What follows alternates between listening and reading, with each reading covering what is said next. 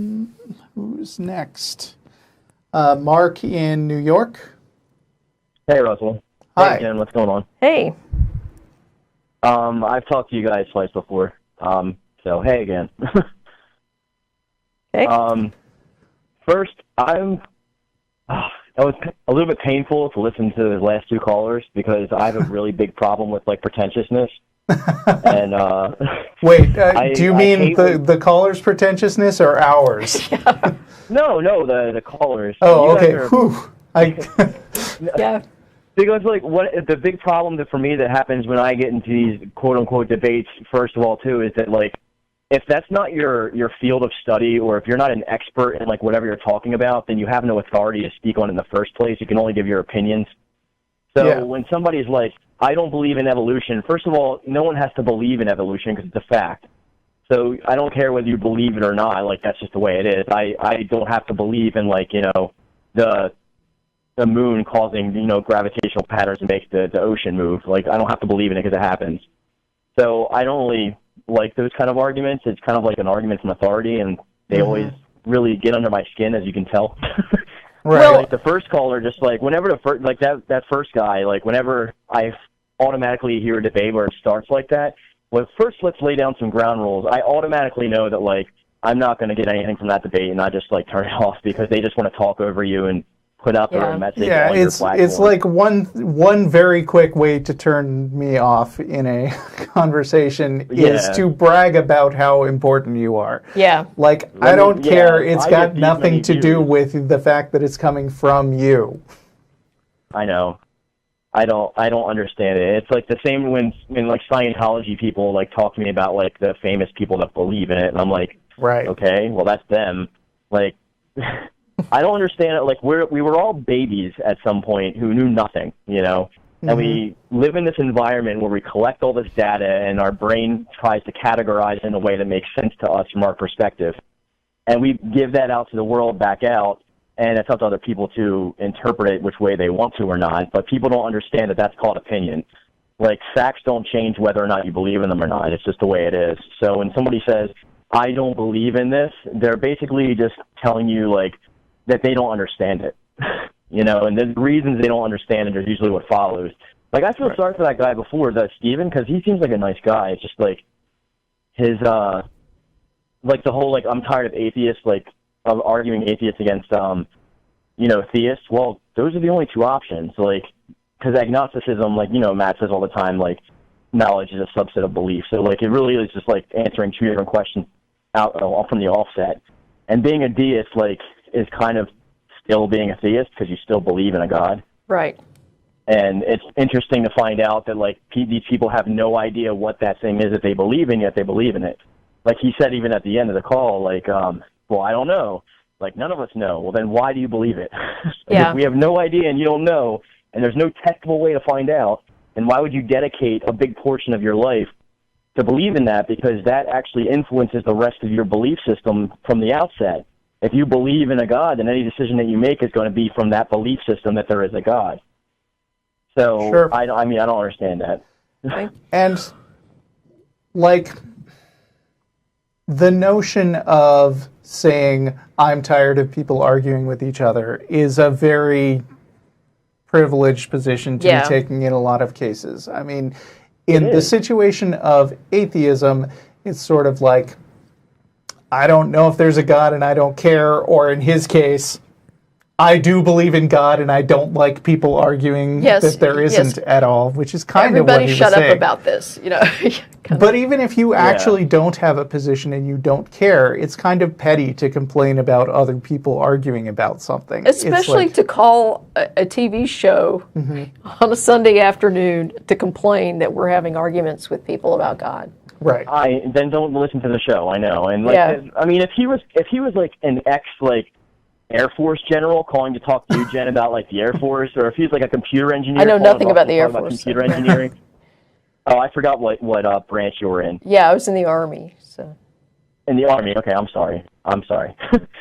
But yeah, the situation goes the same way. If he was calling to talk about like that kind of expertise, and that's fine. Like when I'm talking to people about stuff, I don't ever claim to like know what I'm talking about. I say, this is the information that's there, and like I can only present that. And of course I have my own opinions, but that only belongs to me because it doesn't affect anybody else adversely. You know what I mean? And, like, my opinions don't matter to the next person. My cat doesn't care what I think about, you know, the sun rising. Right. Just cares about getting his food. Yeah. So it's just like, I know I sound pretentious myself when I say I hate pretentiousness, but it's just like, maybe. Going back to the whole, like respect thing that I think Jasmine was talking about, it's like people don't have inherent right to respect. Like, you have to be respectable to get respect, and you have to act respectable in order for it to go both ways, you know what I mean? So, because I remember, Jen, I was talking to you the first, I don't know if you do remember, but last time I was talking to you guys, I told you, like, I stopped talking to my mom, like, last year because she wouldn't stop bringing up the subject. Yeah. Well, like, that had an offshoot of, like, now my dad doesn't bring it up whatsoever because he's terrified I'm going to stop talking to him. Okay. So, like, now, because I actually did what you said. Like, I put my thought to it. I told her what the consequences were going to be. I gave her 5 years, and then I stuck with those things. Like, I blocked her on everything. Like, she has no way of contacting me, short of writing me a letter. Yeah. So it is a hard thing to go through, and sometimes I'm upset about it, but you have to stick to your laurels, kind of, and if you're going to espouse to something, at least stick with it, kind of deal. Yeah. Right. Well, a small disagreement with what you said before. People, I would say, do have a certain base level of right to respect for themselves as individuals and inherent human dignity and yada, yada, yada. Oh, they don't have basic humanitarianism. But right. They don't have the right to respect their opinions, though. Right, exactly. Yeah. They don't have their opinions are not automatically respectable. And that's what they think, though. They think that, like, you have to respect me, quote unquote, and my beliefs, which is where you get into, like, you know, people. Oh, well, you just have to respect that because that's what I believe in. Like, I've had that happen to me before. I actually got fired from teaching 4th grade because, like, I got into a talk. I got into a talk during lunch with a Buddhist, and I happened to say that, like, I just don't believe what the evidence that she's talking about because, like, reincarnation to me is, like, not only pointless because it's not you anymore, but it's just, like, a waste of time to talk about. And she went to my bosses, who are both Christians, and I got canned. Wow. So I tried to fight it, but I couldn't really do anything about it. Yeah. Well, sorry to hear that. I think you, as interesting as it is to just kind of shoot the breeze with you, I think you had a comment or a topic you wanted to bring up. Oh yeah, sure. It's actually something that's been like nagging at me. Like last time I talked to you guys, I know I talked about like overcoming nihilism because I'm trying to like overcome my little insecurities, and every time I talk to you guys about a different subject, it helps. So this time, like I wanted to talk about when you have a Reformation, right? Like Christianity had. After the Renaissance and stuff like that, and the Enlightenment, they broke off into a bunch of different branches of themselves, and that's usually what, you know, caused, like, the fall from the regular church and branched off in all these different crazy beliefs. If Islam goes through the same thing, how do we deal with that? And how do we, like, go forward as secularists by trying to kowtow to all the different sects that pop up? Because, you know, we have, like, Shia and Sunnis, but, like, you're going to have, like, the Scientologists of Islam at that point because there is no one doctrine to follow. Yeah, you can't unilaterally declare a new set of beliefs and then just have the whole world be on your side all of a sudden. Yeah. It's like, oh no, there are 10,000 religions. Hey, let's make a religion that combines all the best element of one of them. Guess what? Now there are 10,001 religions. Isn't that just pantheism? No, because it's not one person holding... Oh, you mean the one religion? Yeah. Maybe, but then there's the person who says, oh, look, there's pantheism in all these other religions. Let's combine them all. Yeah. And you can mix and match as much as you want, but you're always just going to be branching off, which is why I think that you can't expect this magic bullet that's going to change everyone's mind. You can only hope to educate the population over time and promote things that will enable more people to get educated in critical thinking. And if people are familiar enough with the principles of skepticism and science and stuff like that, over time, the population will gradually move to a place where they're more skeptical of nonsense religious beliefs, which will then naturally, as a consequence, dwindle in the long term. But you can't just take attacking a religion or let's ban all people from one particular religion from a country. Like, that's addressing the symptoms of being bad at critical thinking. And Right. I think making people smarter, it may not seem like we're making progress, but here in the United States, the number of people who don't identify with any religion has been growing for the last several decades. Slowly, Right. we've still got a long way to go, but that's the consequence of having people become more educated and more exposed to different points of view. It's Right. one of the I mean, reasons I'm we not- do I know this that- show. I know that, Jen, you used to be religious, right? And I know, Russell, you weren't. You would kind of grew Yeah, up never. in like yeah. But I grew up like Pentecostal, as we talked about last Yeah. time. But so I understand like just how detrimental differences in beliefs can be, and I know you can't stop them or thwart them in any way. And we definitely shouldn't ban everybody because that's ridiculous. And what they're just gonna. It's going to unify themselves against us even more, Right. and cause Yeah. more, like, it's going to be crazy without getting too political about it. But I recognize the differences in beliefs, and they're like night and day. Like, if you sit like a Mormon down with like a Baptist or even a non-denominational, like, which they are always denominated. I don't understand why they call themselves that, because they're usually Pentecostal. But Well, you no. know, they're I mean, from what Yeah. I've seen, like, I'm probably wrong, but just from like the area that I grew up in, when it was like a non-denominational church, yeah. they were always like, because the church that I grew up in, the Rock Church, was supposed to be non-denominational, but they believed in like the gifts of the Pentecost and like speaking in tongues and all that stuff, which Yeah, I mean, was absurd to me. most of the non-denominational Protestants I've run into are not Pentecostal. They're a fairly bland flavor of like a mishmash of a bunch of different mainline denominations. Okay. Yeah, I wasn't speaking from any kind of authority. It was just like from what I've noticed growing up from Yeah. around my area. Well, and that that's the beauty of being non-denominational, is that you basically got this a la carte menu don't have of to what you can conform. pick from, and right. know. Because like how would we deal with that? I mean, I know we have no authority to deal with it at all. Like, how would they deal with it amongst themselves? Because wouldn't that seem like that the infighting caused by that would almost be more uncontrollable than just dealing with the main religion itself? Well, I think that one thing I think to keep in mind when you're talking about some kind of reform movement within any kind of major religious thought is that a lot of it, the reform impetus comes from a recognition that either the religion as it currently exists is not meeting the needs of the congregants, which means it's going to die if it doesn't reform. So in that sense, a reformation is sort of a last-ditch survival mechanism. Right. And the other thing is a recognition by some people within the religion that there are extreme views that in their own moral sense don't make any sense to them anymore.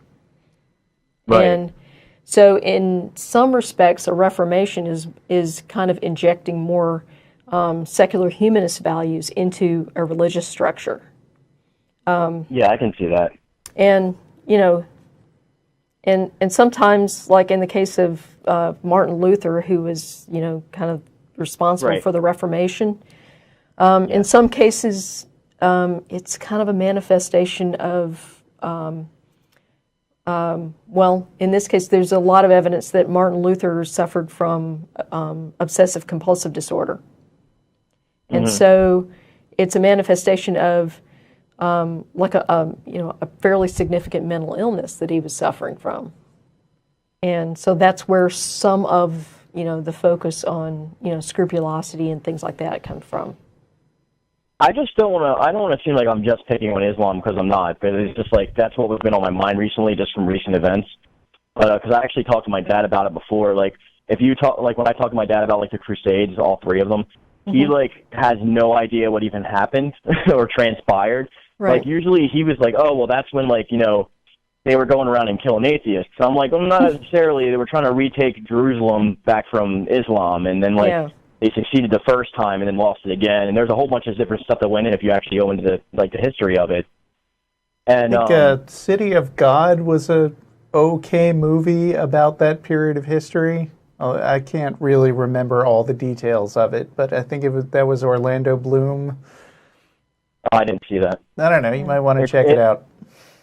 Yeah, all right, I'll look it up. I've seen a lot of documentaries. I mean, I'm not trying to say that I've like gone to historians and studied it, but and I know that documentaries usually have like a point of view they're trying to get across, so I take it all with a grain of salt. But I had to look. Sorry, it was myself, Kingdom of Heaven. Kingdom of Heaven. Ridley Scott. That. Okay. Oh, it's a Ridley Scott movie. All right, I might enjoy it then. They throw some 80s like symphonic music in there. I'll be awesome. What was it 2005? Actually, not that old. Okay. Yeah. All right, I'll definitely check that out. But yeah, I mean, you've mainly answered the main qualm of that. Like we can't really control any of it. But like, do you think it'll be easier to let them keep going as they are? I mean, we can't again do anything about it, but. Do you think it's better for them to keep going as they are unified, or if they? I don't know what you mean by let them, because ultimately you're not going to be able to.